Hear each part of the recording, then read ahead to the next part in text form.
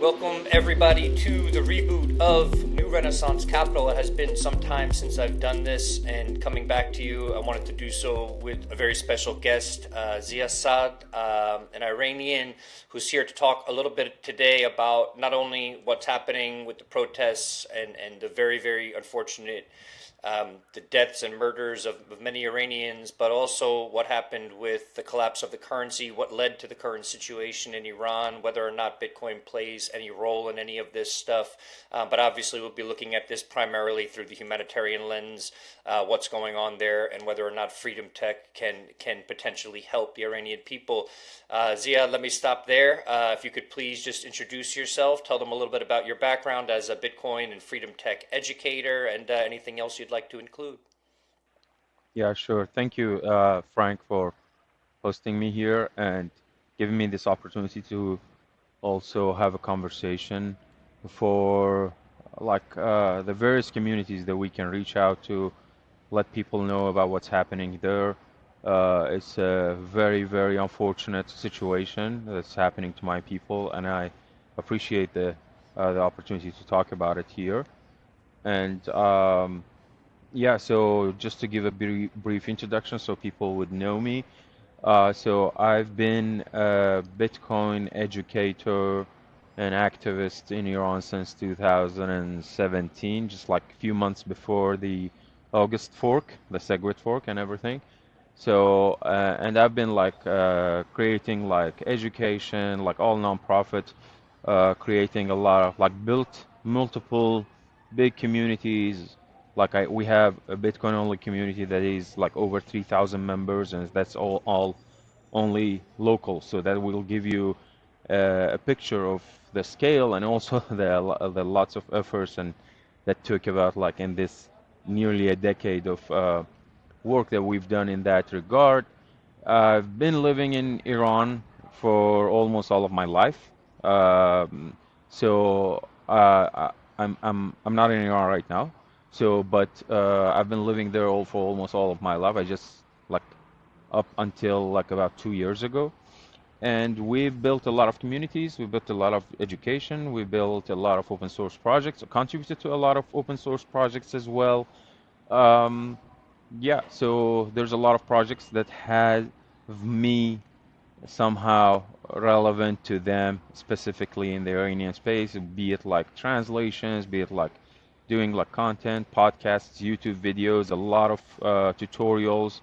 Like I think I have more than 200 video tutorials in Persian speaking for the Persian speaking community, which is actually not only Iran, it's also like Afghanistan and Tajikistan, which is also speak the same language or a slight variation of the same language. Yeah, and I've been an activist for freedom tech. My main focus mostly was to talk about mostly like the decentralization aspect, the potential that it has for freedom for people who live under like very censored, strict spaces and environments, and under authoritarian regimes like Iran and some other examples all over the world. And security was also one of the biggest things that I was advocating for a lot. And then also privacy. So yeah, we Iranians love privacy tech from Bitcoin and the whole nature of the censorship resistance part of Bitcoin, and that's mainly the go-to for us actually uh, from a value perspective. So if you ask an Iranian what makes Bitcoin special for you, they would tell you like one of the main reasons is that I can get access to it and I can use it and I can send it. That's the main thing. So I don't care about like the price, if it goes up or down that much. Yeah, they do care about that, but like mainly that's the value that it adds for them. And yeah, with this said, there's so many things that I've done, so I cannot have, it will be a long rant of stuff that I Could can I talk could I about. ask a quick even further back question, what is your background? Are you trained as a computer science engineer? Are you a develop like did you go through formal training? Are you self-taught? I mean, I know you've done a tremendous amount of education and contribution, as you've mentioned, to these projects, but what is your actual background here? Do you have a technical background? No, I don't have a technical background, but I always was fascinated by tech since I was like 15 years old or something. Okay. And then I was also very interested in mm, in social studies and stuff like that, and reading like literature and philosophy and a few things. And then Bitcoin was the overlap of these two together. So it was like giving us like it had the tech that made me excited, and it had also the message and the value that it could offer to people all over the world that makes it like some sort of a phenomena that overlaps between tech and actually humanitarian values and yeah. So that was what got me interested, and I then taught myself on Okay. everything. Yeah. Amazing. That's impressive. So you talked about, you went as far back as doing this since 2017, but things changed a little bit in 2022. That's an understatement. You were taken prisoner by the regime, put in prison. If you could elaborate a little bit on this, I'd greatly appreciate it. Yeah, so I've done a lot of things in my life, and that was one of them. So, uh, mm, yeah, so during the 2022 protests that broke in Iran, I was one of the first people who got on the streets, and like I could say that I didn't do much of protesting because they just caught me right away.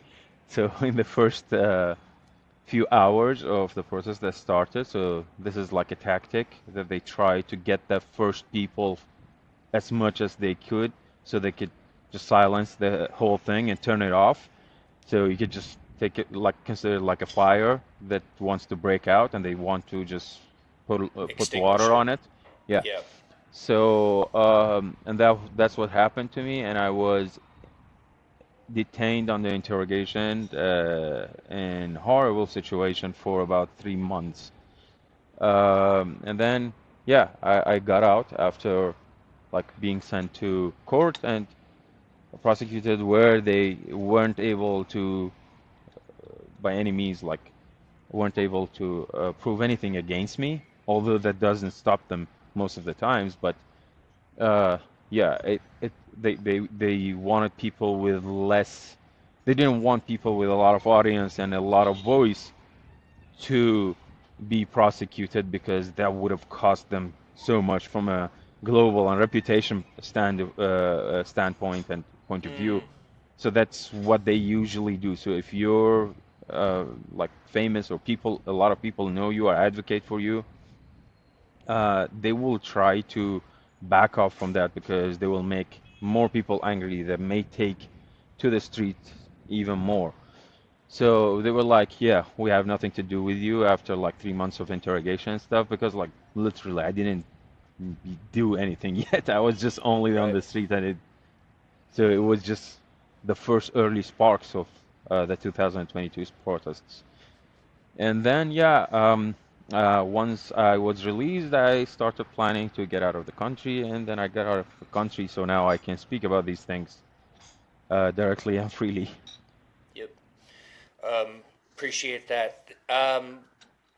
Speaking of sparks that started these most recent protests in Iran, this seems like it was very underreported. But from what I remember seeing, at least through video and through articles on X, was you had Iran's currency collapse. So the currency collapses. I think I saw videos. I don't know if it was of bank runs, but people in the streets obviously not happy about this.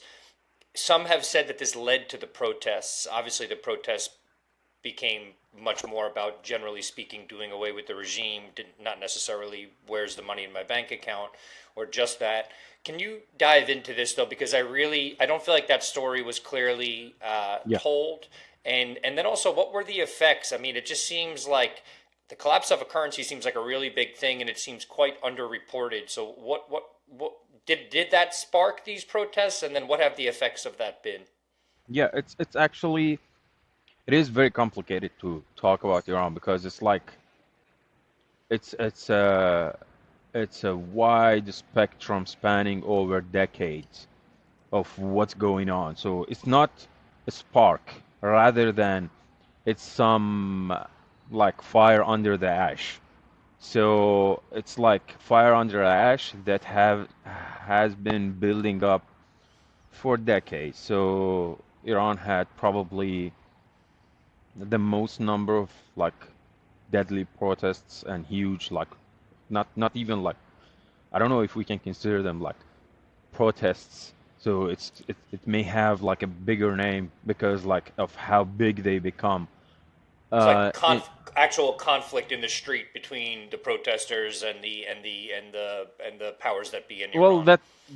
that's not probably the main like the main situation. It gets into that certain situation mainly and by like the security forces from the regime. So Yep. they spark this like actually violence, and that would actually be a good, very good sign of like if that violence is carried out by them or not.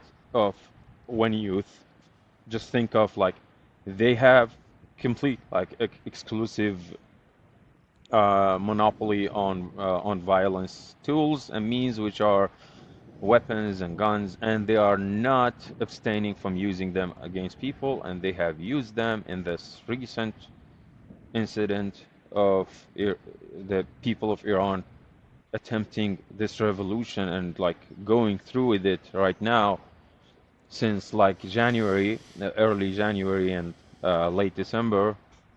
They have killed like 30 to 40,000 people at least up to this Mm, moment. So this is the regime who has the monopoly on violence, and this is a good sign.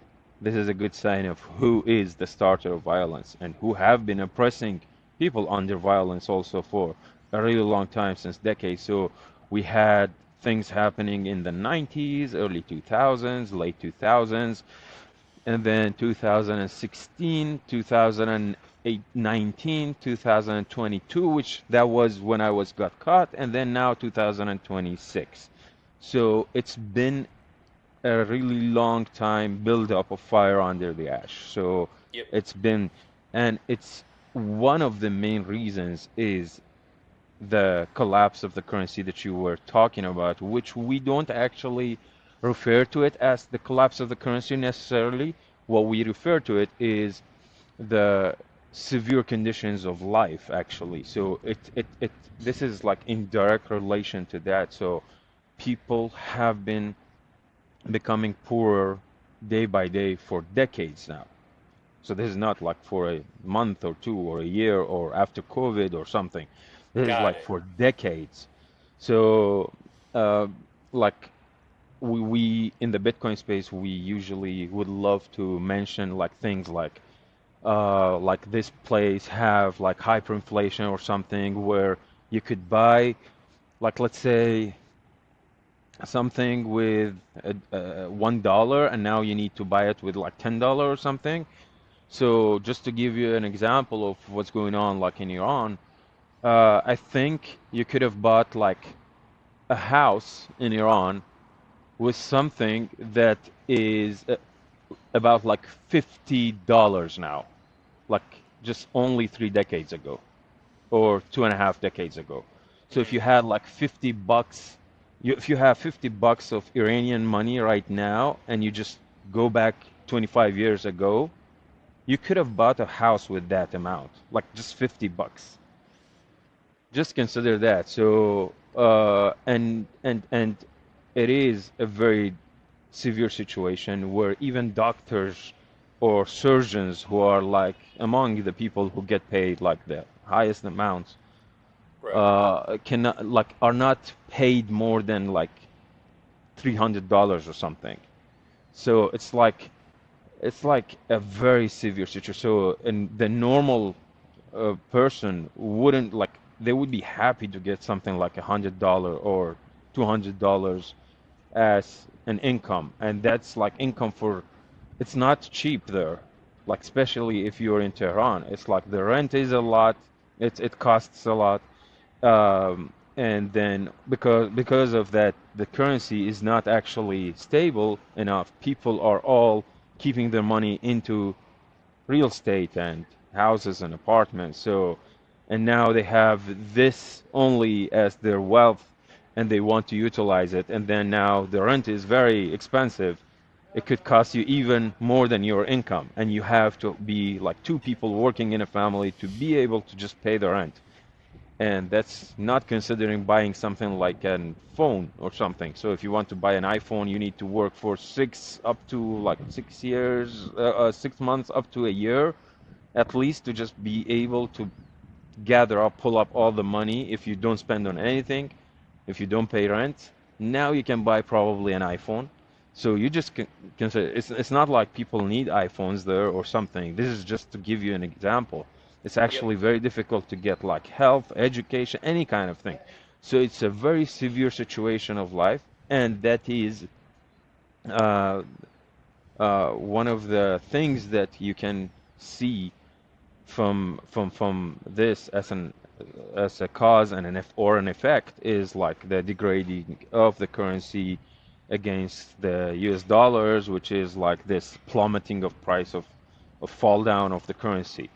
So just wanted to touch on that, to give it context that it's not only just like price goes up or goes down, it's like lives, like people are starving, like they cannot even like uh, buy, like if you want to buy like 5 kilograms of meat for a whole month, that's probably as much as the whole income for your whole month. Mm, It's like ridiculous how difficult it is to live there. It's been difficult, it's been getting more and more difficult, and to extreme conditions now in the last 4 or 5 years. And it is actually so a lot of people may ask like, what did cause that? Then how do you get to that extent? You need to be a genius to be able to make such horrible economic situations for people, because like even if you don't do anything, even if you're a ruler or a government or whatever, and you don't do anything, it will not go this severe. The main reason is that, and this all is tied to a single reason, and that is like this regime that is ruling Iran. And by the way, it's not the Iranian regime, it's what we call Iranians, what we call the Islamic Republic regime. It's just mhm. a ruling mob of people who rule the country, who rule this 90 million people. So this regime and what they've did in the last 5 decades was only to wage war against like mostly the state of Israel and other countries. And this was their main method of keeping them in power, because they wanted to say like, okay, we're providing some sort of security. We are needed to fight against these evils, which is like, because why are they evil? It's just because their holy book says it, or their ideologists talk about this as something that God asked them to do, and they just rule by this only single thing. And they have been funding a lot of, so whatever. So Iran is a very wealthy country, by the way. So we have like natural gas, oil in huge reserves. We have everything you could ask for. But we are probably the poorest country on earth in the last at least like 5 years, or the last decade. And we have been always among the worst countries on earth for at least the last 2 or 3 decades. And the main reason is that like whatever this regime gets out of oil, they just spend it to fund like missile programs and funding proxy groups in the region. And we have been dealing with this like as Iranians under their rule. And you can see like how people will not be happy with such a situation. Like they see their oil being sold and then funding like terror in the region, Yep. sparking like all sorts of like conflict and all sorts of like war and all sorts of hardships on their lives. So people are not willing to like stay silent, and that's why in the last at least 2 decades there's been like eight, nine, 10, I don't know, uprisings, which the last one, the most recent one, have been the biggest one. And by the way, every time it did get bigger and bigger and bigger over time. You just think about a timeline from 2000, like the 1998, 99 up to now, it's just gotten bigger and bigger. So this will give you also a very good sign of like how it was. Also, the middle class is kind of eliminated. There's no like jobs, there's no like factories or anything that you can operate on with the because you need international like communication and export and Coordinate. Yeah. import and trade and deals and a lot of these things to be able to fund, but there's no way to do that.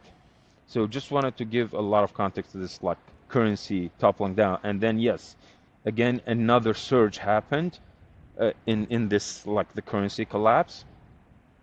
Another surge happened like late December, and people were like fed up because it was like I think 50% in a single day or something, and they were like, "What the?" So we cannot Yeah. like tolerate this, and they were just started like closing down their shops, and then again it rose to become something again like an uprising and a revolution against now we can call it actually a revolution because it was in the millions. It was not like just protests. People just wanted this regime to be gone. They are fed up with it. Now that's super super helpful to me, and I'm sure will be very helpful to listeners because I think a lot of at least what we get people listening in the West here, we get a lot of this is because just because women don't want to wear hijabs or something like that, which is part of it maybe but it seems like we're talking about much more fundamental issues to the human condition in Iran, and I was not aware that things had gotten that bad. So any sort of wealth that the country has is being put towards those in power inciting violence in the region, not necessarily going to the well-being of the people. So people are sort of fed up on this level that they're just struggling to get by. Now their currency is losing this much value in the course of a day. Okay, really really appreciate that overview. I'm going to quickly touch on this, though I don't want to harp too much on it, though this is sort of a Bitcoin related podcast. But over the years that you did Bitcoin education and taught people about it, did a significant percentage of the country, in your mind, come to understand it? Did anyone hedge with it? Have they been saving in it? Does anyone use it within the country? Has it been helpful on any level? Yeah. So Bitcoin and overall, although I'm a I'm a Bitcoin only person and I've been a Bitcoin only since the very first days of getting into this whole space. It's not only Bitcoin, but also like cryptos and like and a huge use case of stable coins as well Mm-hmm. that is being used in Iran. And we know like some of the exchanges in Iran at least. We have like statistics from them. We've been seeing their statistics being published here and there. That only the biggest exchange in Iran has about like 6 million active users. So that's Okay. only one of them, and we have like at least 10 big exchanges, and we have Okay. at least a dozen more like medium-sized to smaller exchanges, and we have a very thriving economy of like people dealing with each other based on reputation over like all sorts of communication channels like WhatsApp, Telegram, and other places. So we're talking about like a very high like adoption rate of generally Bitcoin and also other cryptocurrencies in Iran. And Okay. the main reason that it got so popular was just like the things that I already mentioned at the first of our conversation.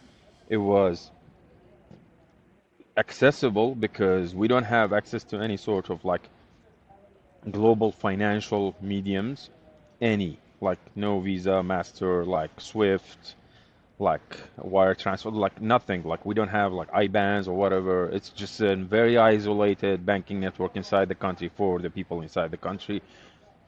And people have been trying to get rid of.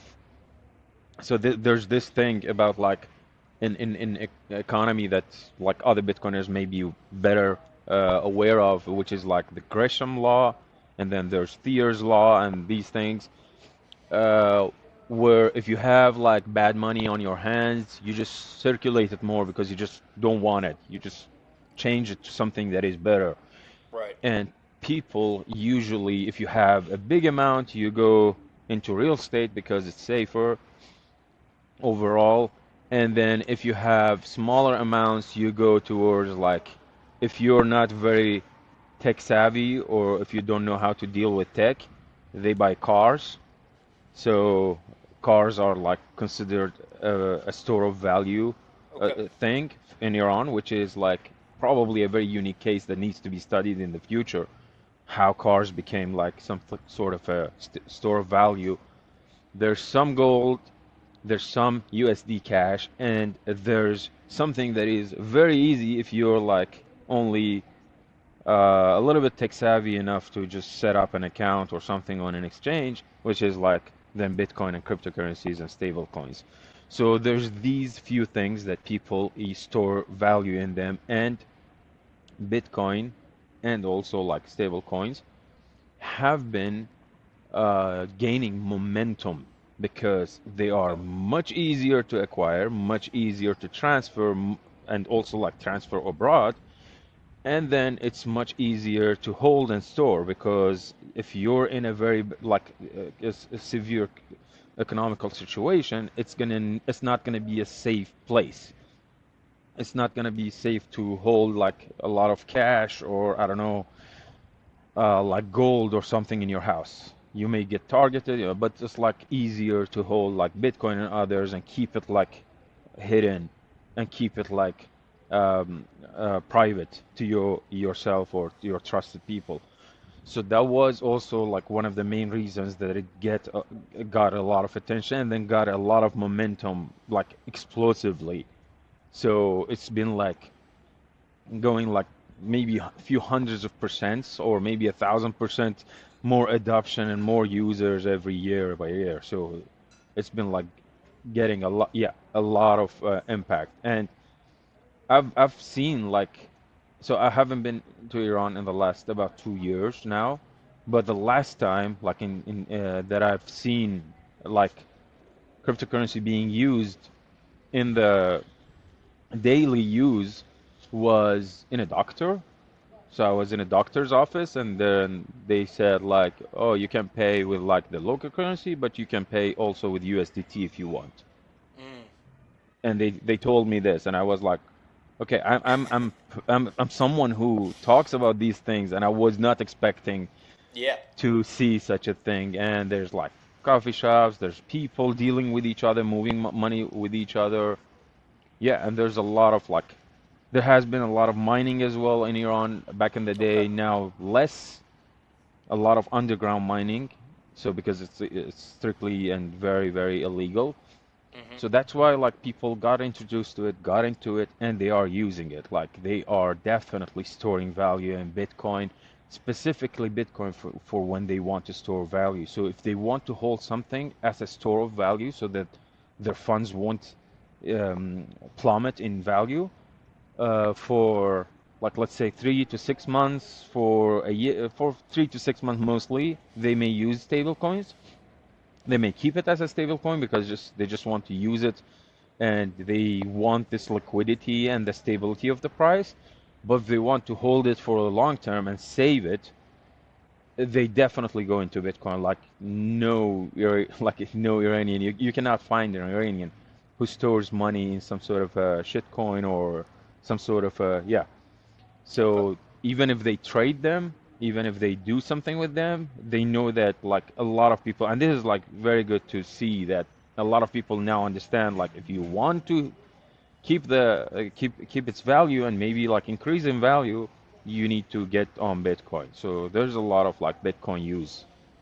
So some people, though this currency, this massive devaluation just happened, some people were hedged against it. And you're saying a non-negligible amount of people. There was a significant amount of people who do understand this in the country.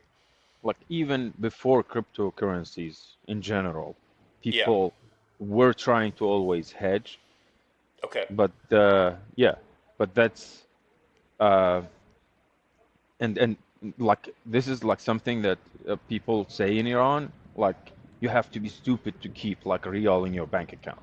This is Okay. a sentence that everybody tells like it's very common and it's getting more common and common in the last like Okay. 7, 8 years. So they were like buying like anything they can, like car, a mobile phone, even like clothes or whatever, because they know all of these things can hold more value than that currency, the national currency. So people were always hedging with something. Now there's more people hedging with Bitcoin and also stablecoins. And then what I can add to that is that, yeah, sorry, That's I okay. had some point that I wanted to say, but it just slipped away. You know what? It's Yeah, okay too because I wasn't looking to just harp on this. I was just I'm thinking about it more through this lens of like obviously, despite everything else going on, obviously everything else only gets exacerbated when you just lost 50% of your purchasing power. Obviously, that yeah, can also lead to this is what we talked about earlier, exactly. but it So can. this was actually the point. So with the surge in the actually the plummeting of the price of the local currency, of the national Yeah. currency, you will get paid less, and your purchasing power is like at an all-time lows, like day by day, like every Yep. day. So that's what, like, even like if you hedge, you're hedging what you had before. Yep. And for the young people, this is people that may not know. So if you're in Iran, which have been in a very poor condition economically in for decades, young people like they don't have money. They want to get like earn money, and they cannot earn money. That's why you see the young people in the streets more than the older people, because the Yep. older people may have a house or something. They're happy that they only have that kind of a wealth or saving or yeah or something. But like the young Yep. people, they cannot like they cannot even earn like $100 a month or something. So they don't know Mm. what to do. Like that's why they just want to topple this regime. And like the older people also support them, although they may not be as active as the younger ones. Okay. Speaking of that, the amount of people that want to see the regime go, I've seen some takes on social media saying these protests aren't real. This is just Mossad. This is just the CIA behind the protests. And don't get me wrong, they could be involved in inciting them. There's no question. But when it comes to the authenticity of the protests, should anybody be questioning that? What percentage of the country, in your mind, genuinely wants to see change at this point? So almost all of the country, other than the probably like the so based on like different, most of like independent research and like open source intelligence, like analysis of Yeah. piecing up some some pieces of the puzzle, they may not have more than like totally 3 million supporters Out plus of the 90 out of million 90 out of Mm, 90 million. So they have this like about like 3 millions, which is like probably 2 million or 2.5 million of those at least are like government, like so the thing in Iran is there's a lot of bureaucracy and there's a lot of offices and government departments that are doing nothing, and these people are getting paid by the government, so they are directly their well-being and their life depends on the government, so why not yep. support it? That's Yep. one. And then there's probably the core itself, the more hardcore, like the people who get on the streets to shoot others. That's probably in the less than a million. It would be like probably 200,000 people on the IRGC, which is the guards they have for their government. It's just a full-fledged military actually they have to just protect the government only. That's the IRGC that have been Yep. like 90% of the shootings and the killings have been done by the IRGC. And then there's the Basij, which is paramilitary, which is like decentralized, some sort of scattered and distributed like supporters that come to also help, some sort of like a little bit like a militia, but less organized, less special, less trained, or that also help them maybe a few hundred thousands. And Okay. then there's, well, yeah, there's like tens of thousands probably in the body of the government and the regime itself operating it. So this is like basically it, and it has been like reducing. So maybe they had like some sort of a 50%, 60% like acceptance rate or something like five Yep. decades ago when they did the revolution in 1979. But now, like every decade goes by, like tens of percents just fall off of that because, like, well, you cannot support an ideology if you're hungry. Right. Right. That makes sense. Okay. Um, just going back to what's happening with the protests, we've seen waves of protests in Iran now for Yeah. as far back as I can remember being an adult. It's been something that, as you sort of put it, there's like below the ashes, there's this fire, and then it rises from time to time, and then it recedes because obviously there's pushback from the IRGC and the other forces in the country. This time felt a bit different. There really seemed to be this level of, there was sort of a level of hope, like we're going to topple the regime this time, and then things took a turn for the worse. Now, again, I'm viewing this all through the lens of social media, which is not always the best way to view things. So I'm hoping maybe you could tell us a little bit about whether this time was different at all, and then what's actually transpiring. Yeah, so that's actually a good point that you're touching on with the social media thing. The main reason is that like the regime has this practice that they have been doing since 2009, and it's getting even like more and more severe every time, where they just create a digital blackout all over the country. Even like they disconnect like even SMS short messages, like phone calls, landlines. You cannot even call an ambulance to come help you or rescue you. They just do this. They just put a heavy blanket all over the country, and then they start the shooting. So you cannot get a lot of data outside. But one thing that I'm really happy that exists is Starlinks. And this is actually among the few things that us Bitcoiners should like vouch more for, to Okay. have like completely different like third parties that are not like physically bound to that country, Yep. because you cannot trust your government not to stop you from using or communicating with others. And this time we had Starlinks. There's been like at least like 10,000 Starlinks all over the country, and these Starlinks were not disconnected because they weren't able to disconnect them because they speak directly to satellites, and that's not possible for the government to just easily cut them off. And then this way, we have seen a lot of footage to come out, but still, we have only a fraction of what happened yet. We don't have everything out. We don't know about all the reports and the statements from people, from families who lost family members and everything. I even myself wasn't able to get in touch with my friends and families for about like a week or so. Like I didn't know if they were like dead or alive, like anything. Like it was not possible to get in touch with anyone in any way for at least like a week. And then later on, we started like developing new methods with a lot of like research and testing. It's just like a war zone of like digital war zone of trying to find out like small holes here and there in the whole like system to just find out a way to get communication inside or outside, which they try to completely cut off in the future, definitely.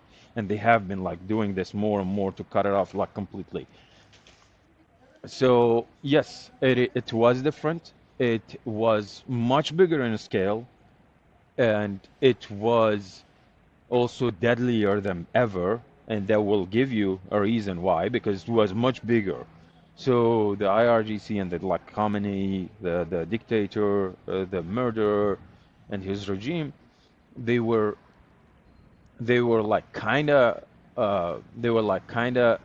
resorting to now industrial levels of violence, of like obliterating tens of thousands to just shut this one again. So they didn't. So last, like in 2009, they killed about 1,500 people. So in 2019. In 2009, I think they killed about like a few hundred. I don't know. I'm not sure. I was like not that old at that time to remember a lot of these things, Yep. and I haven't done my homework on the previous ones that happened. And in 2022, I'm not sure about the number, a few hundred at least, like 1,000 or something, because I was inside, like detained in solitary confinement for the whole period, so I was not completely aware. I don't have a specific number this time, but they had to resort to killing tens of thousands to get them off the streets, to create a complete status of terror inside the country, and then martial law situation where you weren't even able like to get out to buy like food or grocery or whatever. So it was like completely under oppression to just keep this fire from just going like explosive all over the Yeah. place. So that's why they had to do this, and that's the sign of telling you how big it was. And one of the main reasons is that this time people from all sorts of like backgrounds were like nice thing to know about Iran is that it has a lot of different like ethnicities in the same country. There's Kurds, there's Arabs, there's Persians, like the Farsi people. There's the people from Balochistan. There's all sorts of like different ethnicities living in the same place.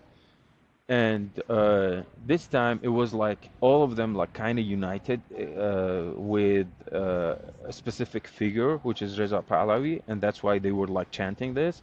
So they were like they were chanting, "This is the last time." So we're out for the last time, and they were like we can see that in a lot of the reports on the state and the videos. A lot of people who got murdered actually had videos on their social media saying that I'm gonna go out. I don't care if I die. No gun, no tank, no nothing can stop me now. And just tell my mom that she doesn't have a son anymore, just because I consider myself someone who will get killed. I just want to free this. Like I'm fed up with this. So we can see that. Like we can see how people got into a very heroic state of saying like this is the last time. Like we are completely fed up. We don't want to like deal with this anymore.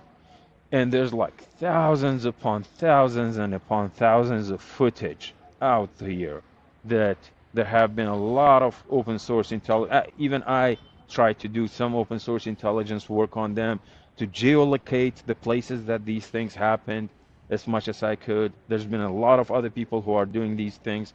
A lot of like even like Western media and Western organizations doing the same thing. A lot of like non-profit, non-affiliated, like different communication channels that people have been reporting to with a lot of footage, evidence, names, all sorts of things. There's been a lot of people who signed up on social media now with very difficult ways to just get in touch with social media to be able to post that our kids have been killed or anything. There's been a lot of stuff here, but unfortunately, well, narrative capture and narrative manipulation is something that is very powerful, and if you know the algorithm, you may rule over something. So, and a lot of people from different like um, affiliations that may have like interest into this, other than only the Iranian regime, which is like we know why they do this. They want to capture the narrative, but there's a lot of other like um, people from like the left. We would call them the lefties. We don't care like what kind of affiliation exactly they have. We just call them like the lefties. That's what we call them usually. A lot of Yep. these people try to undermine this suffering and just ignore that. Yeah, like there's a mega thread that I created on my Twitter that you can just go through the mega thread. Like you will not finish, and I'm only a single person who was collecting these like documents. There's thousands and thousands and upon thousands more out there that I wasn't able to collect because I didn't have the time to. I had to work, I had to care for my family, I had to care for the people inside and try to do all sorts of initiatives. So I wasn't able to collect everything, but that mega thread, you cannot finish it. And even if you count the people who are like the bodies, the people on the ground that you can see, the people who got shot in the streets, you can just count thousands only from that mega thread. So anyone just ignoring this, or I don't know, like you can ignore it. Like if you don't care, you don't care. I don't care about that. But if you're undermining this suffering and this cruelty and this, if you're denying this violence that happened to people, then you have to be illusioned. Like you have to be like that's like on an entirely different level. You have to be on some sort of a stupidity level or illusionment Yeah. to not see this. Like, Yeah. yeah, First of all, I'm sorry. I can't even imagine what it's like watching all this. It's been insane, as someone who's not Iranian, looking in on this and hearing from people a bit in the know, like yourself, about what's going on. It's beyond heartbreaking. It's incomprehensible to watch this go on. Um, I guess my questions are, where do you think we go from here? Is there still any hope? Has this most recent uprising been completely suppressed? What's the next stage for Iran at this point? we don't know honestly. Iran is a new case study for the future, probably. So Iranians are very smart. They have been trying to read a lot, learn a lot, even like dig through history to figure out ways to get rid of this regime because it's kind of a new thing with like all sorts of digital suppression, narrative capture, all sorts of lobbying outside, and there's it's a whole like what we call it an octopus because it has many arms in many places that it's Mm, moving them to narrative to capture everything and try to make some like for example right now they're shooting like wounded people, they're shooting people who are on the ground. There's a lot of footage for that. There's a lot of evidence for that. You can just check them in my thread. There's people who have like hospital equipment attached to them, and now their dead body shows that they have a hole here. So you don't have someone who was shot in the head with hospital equipment. So they were alive. They have been taken. They were being taken care of in a hospital, but the RGC just took to the hospitals and shot them while they were on a hospital bed. So we've seen all sorts of like things like this happen in Iran, and just just to let you know, and this is probably interesting for people to, if they are interested to know about these things, they are doing that so they won't execute them officially. mm, Because executing officially, so this one, they can just say, yeah, CIA Mossad did that, or something, and that let their lefty friends or whatever just take care of the narrative. But if they just execute them officially, then it would be much more expensive for them from controlling and power perspective globally and internationally. That's why they say like they tell Trump, yeah, we stopped executions, but there's like being like people are getting executed like without trial on the street yeah. or on hospital beds. So this is very important to know that they try to capture everything, and it's like a very new kind of thing, or I don't know if it's new. It's like all sorts of different pieces of puzzles of all like all different atrocities that Yep. other like dictators did before. They just collected the horrible parts from different things. So we're facing some sort of like a new thing. We're not sure about the next steps. A lot of people on the street have been asking for foreign intervention. I know this will spark a lot of controversy and discussions, and it's going to be probably a talk for itself and a argument for about an hour or two. But that's the people asking for it. Yep. So if you and we know why we ask for it. We were hopeful somebody come to save us when I was like in prison. Like people who were with me in prison, they were like, we hope, like I don't know, Trump or Netanyahu or others would hit these motherfuckers because they are completely like they are armed to the teeth. We cannot Yep. like stop them without like. So there's been a lot of people asking for this, writing things on the walls, even chanting these during their protests. And by the way, you people can actually follow up some of the protests of the Iranian diaspora, which is outside the country. So those people live like either in Australia, Canada, United States, everywhere. There's a huge rally coming up. So people can see them, talk to them, and hear to what they're saying. So Yep. you're not like kind of limited in information because Iran is cut off. There's a lot of Iranians outside saying the same things. So you Yep. can listen to that and you can consider it like, hey, this is like free communication. It's not a psyop. People are asking for the same thing.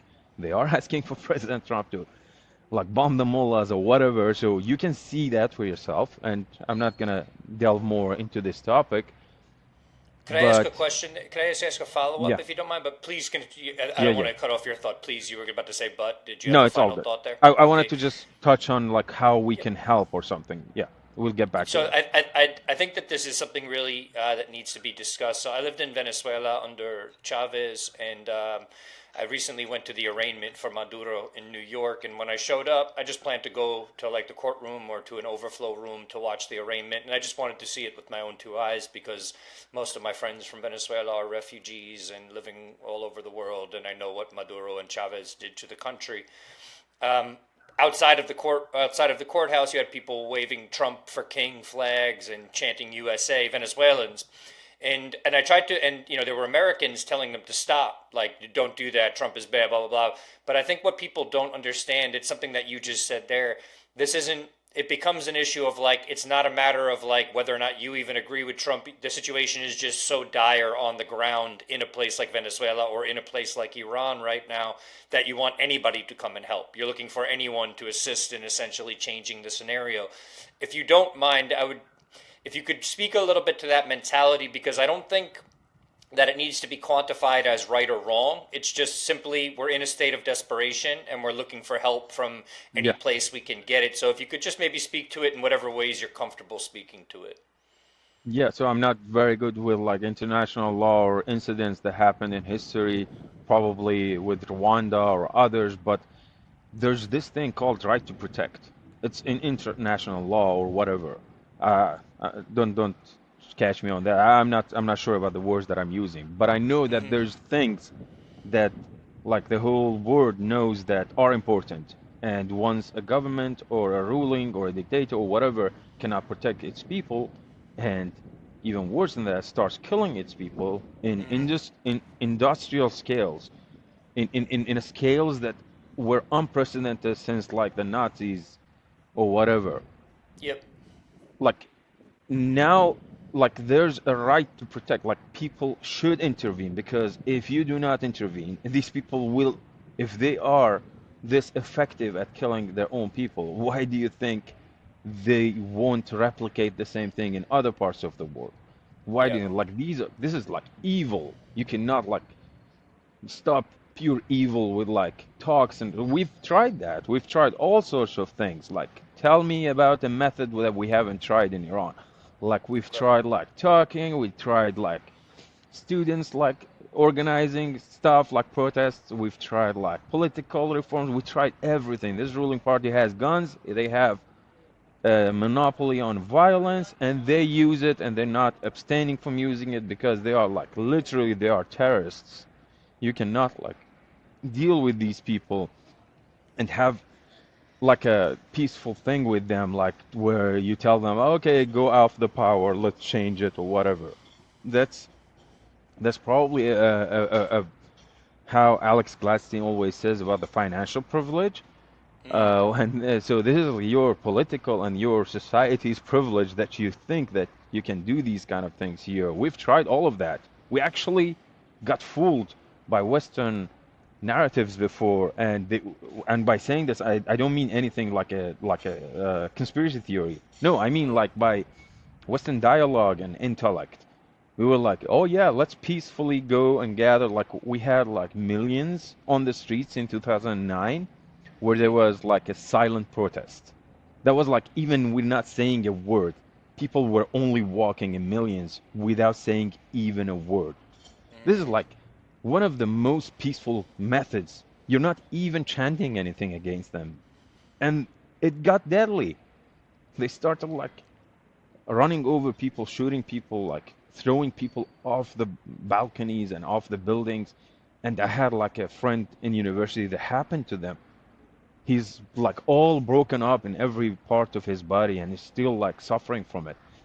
And in 2009, they threw him from three, like from a 3 foot building, where he hit multiple stuff in the downfall, and he On the didn't way down. die.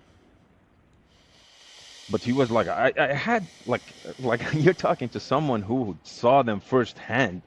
Like two of my cellmates, they executed them. You can just look them up. It's Muhammad Qobadlu and Mohsen Shekari. They executed these two people, and they were with me. Like one of them still like I just to say like just to make this clear for anyone who doesn't who thinks that they may I'm all full of like lies or whatever. Just to give you the human touch here, he still owes me, like one of these people who got executed, he still owes me a few cigarettes. So I was Come with on. him. I was in the same cell with him. And he was like 19 years old, a kid, like a gamer. And they just execute them because they want to make an example of people so that, and they execute them either publicly or they do. So we're talking about like pure evil. We're talking of an instinct to survive. For the instinct to survive, we're talking about like just like how like a cat tries to protect its babies or something. We're Right, talking right. about this kind of an instinct. We just want to protect ourselves. So that's why, and we're not afraid of like bombs or whatever. We're getting shot by AK-47 in the streets. So just bomb the hell out of them. And that's why you see the people of Iran, they don't have an issue with that. Just bomb the hell out of them because we trust those bombs much more than the regime in place, because the regime already proved to us they killed tens of thousands, but the Americans haven't killed tens of thousands of us just like that in 2 days. And also, even like the Israelis in the attacks during the 12-day war, that's what they call it, like a few months ago when last year, and during the summer, I think it was, like there was like almost no casualties on civilians. So like their rockets were very, very accurate in just hitting those IRGC commanders. So you want to give such pure evil like the chance to build itself up, to have like I don't know, cruise missiles and like worse than all nuclear bombs. You're welcome. Just go ahead. Just do that. Yeah. Just give them the nuclear bomb and just see how this world, they will destroy this world, because this is how pure evil they are. Like, yeah. So, sorry for No, it's like okay. getting that. So, we are very, very involved with this. It's been very difficult to work or focus or just attend to my life Yeah. lately because it's very, very stressing. We've been trying to do all sorts of initiatives to help the people inside, and even like crypto or actually Bitcoin here can help because I appeal to the Bitcoin community. I didn't receive a lot of attention. I received some help and advice. Um, so we can talk about that if you want to move on from this topic. But also, if there's anything else, I can go into No, that. I think that I didn't. I don't. The Bitcoin thing, obviously, it's kind of it's what I do and what I write about and what we talk about on this podcast. But I think some of the things you touched on here were more important to touch on.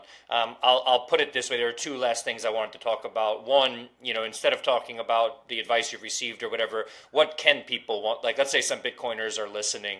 What if they want to help? They want to support on some level. What can they do? Yeah, so probably I'm not the best when it comes to this as well. So I'm always like, it's not about like being humble or whatever. I know my limits. So I'm not someone who is very active, like politically from social perspective or whatever. So I don't have the full idea of what can be done, but I can give some ideas. And two of the ideas would be first to communicate with the people, specifically the Westerners, so people in the US and in North America and also like in Europe. So you're paying a lot of taxes to your government. This also speaks to the Bitcoiners. We know Yep. we hate that. And that those taxes are not being used correctly, in Yep. my opinion. If Yep. they are not, if those governments are giving this regime, which is the octopus, if they're giving them lobby, if they're giving them lobby power, if they're giving them all sorts of any source of like any source of impact or influence, just try to. So you're paying a lot of money to this government. They owe you. Just contact them, be very active, and speak for your right, just like how the Iranian people are speaking for their rights and just Yep. and putting their life in the way of that and losing the life for that. You can just pick up the phone or try to get in touch, send an email or whatever to your tax receiving government to. I don't want to impose a political thing on you. So if you I'm not going to tell you to go and tell them to intervene, but I will tell you, do not fund your government with tax that will be used for this To support the regime. IRGC or the regime, right? Yeah. Exactly. Yeah. Try Yeah. to just raise your voice for making them terrorists. So some countries already did that, uh, which was long overdue.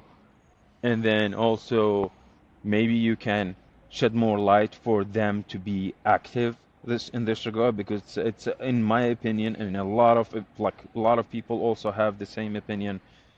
This is the world sponsor of terror all over the world. So you will have a better world if this regime does not exist. So you're already paying the tax. Now call, give your requests regarding this. This Interesting. will help the Iranian people if they if the governments all over the world, specifically the Western governments, which have more influence all over the world,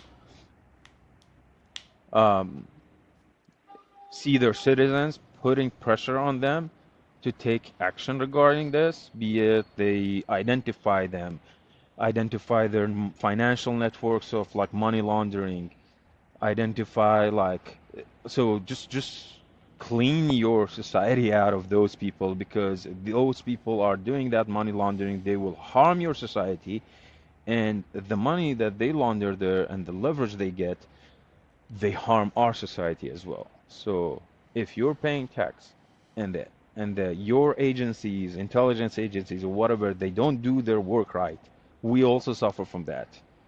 So that's something for you. I don't want to push No. the intervene or something. This may not speak to your political like tendencies or whatever. Let that for us, like us Iranians, we do request that. If you want to raise your voice for us, we welcome you very much. We are good people. We are very, very good people, believe me.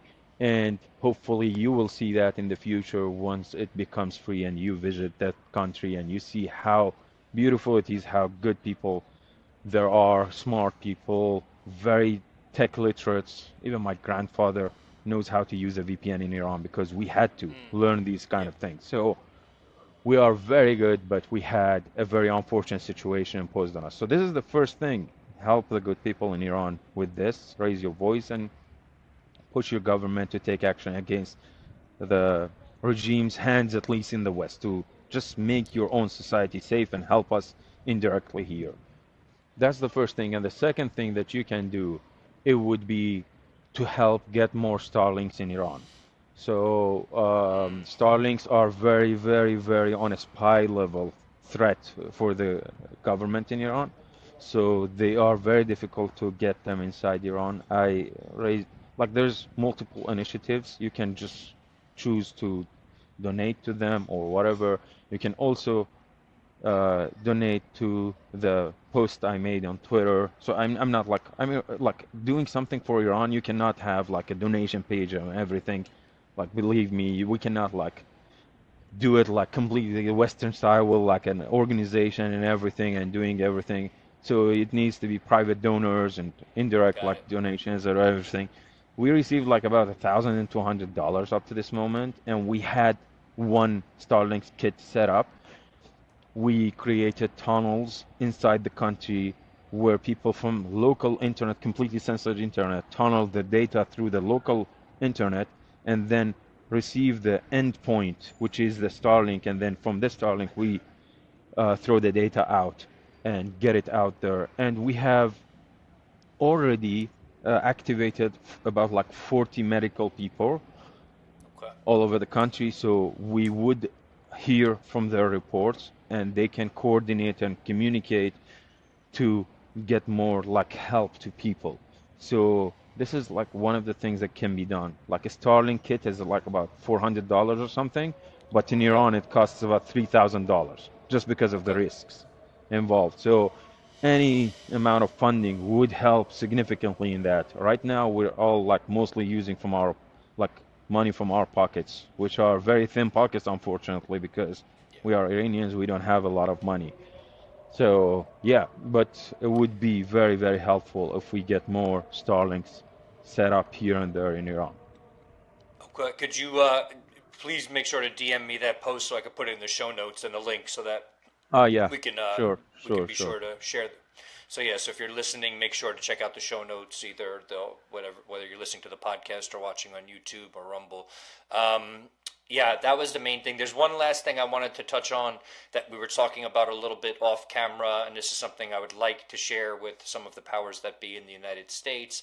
And that was the importance of using Samourai Wallet in Iran. I think you brought this up because you said that you were following some of my coverage of the Samurai case.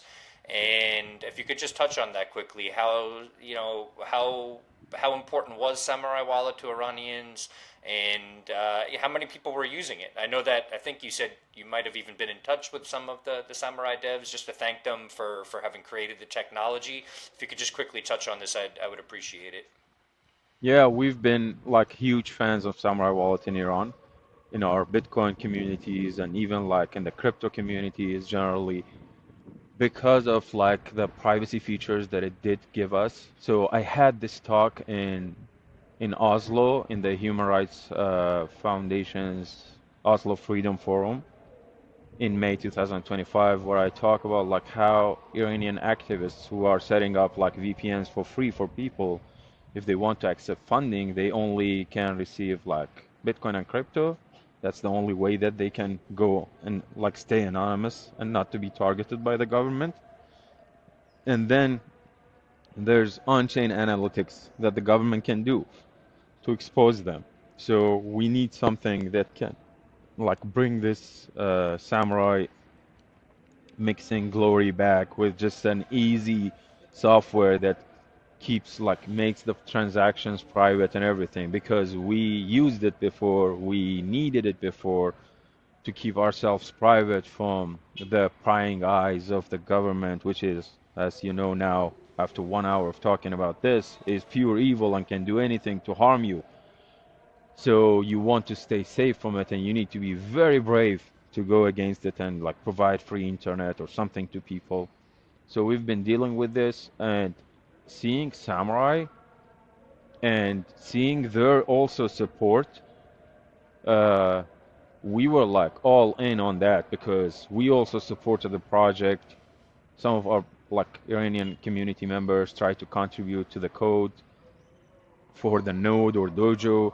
Some started like translating, like me myself communicated a lot with Keon and Will, um, about like if like smaller mixing pools can be added, because like Iranians don't have a lot of money. They cannot like mix like half a Bitcoin or something, because that's like It's a lot of they money. need to work 20 years to gain that amount of, so they actually added a small mixing pool for us, Mm, which was very, very beautiful to see, for like how powerful this community can be to help people to gain privacy with regard to like the government trying to target them and figure out like who are sending them donations, where they spend those donations, because they need to cash them out usually to buy servers yep. and equipment and all sorts of other resources.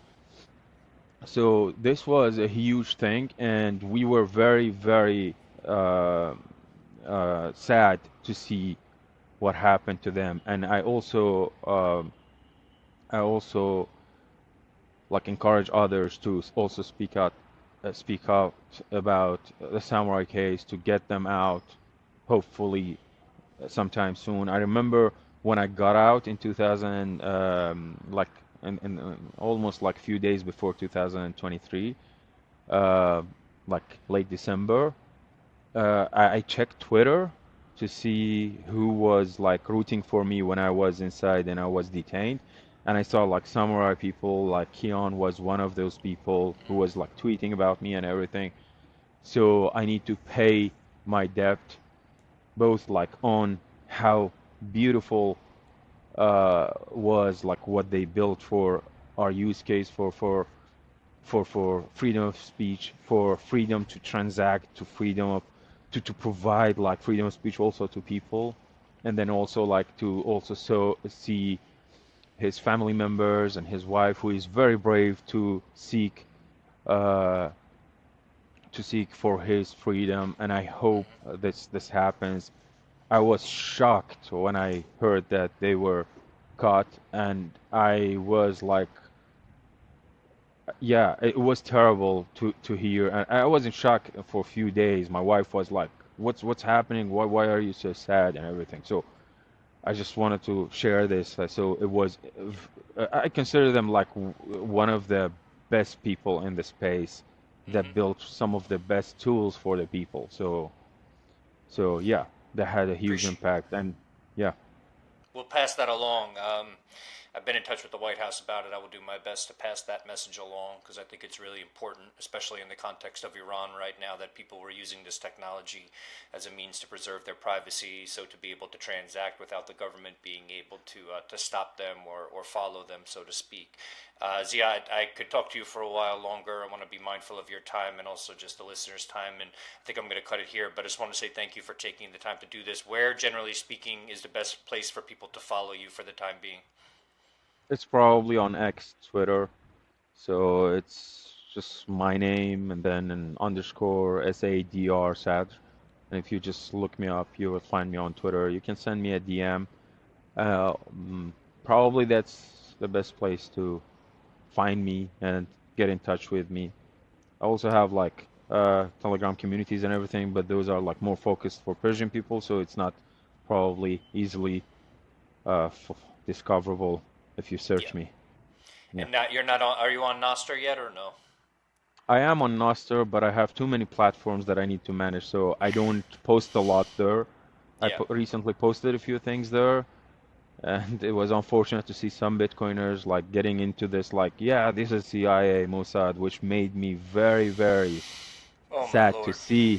to see like freedom-seeking people being like disillusioned. So I'm actually lost a lot of hope in the Bitcoin community, other than like the very few people that I saw that who supported us and who were like right in their stance against this brutality. And I was like, okay, all hope is not lost, Yeah. but I was very sad to see this. So yeah, It's a strange time. I could give a little perspective from over here. Obviously, we're dealing with some of our own stuff at home with what happened in Minneapolis and ICE, having killed someone in the streets of Minneapolis, or two people now in the streets of Minneapolis. So I think that people have very mixed feelings about power in general and what's going on. So I think that to maybe try to help keep your mind open, I think people are just genuinely hurting and a bit confused right now globally. Obviously, nothing, very, very little compares to what's going on in Iran right now in terms of the severity of it, but without a doubt, no question. So I'm not trying to draw a parallel here, but I think that there's a lot of confusion.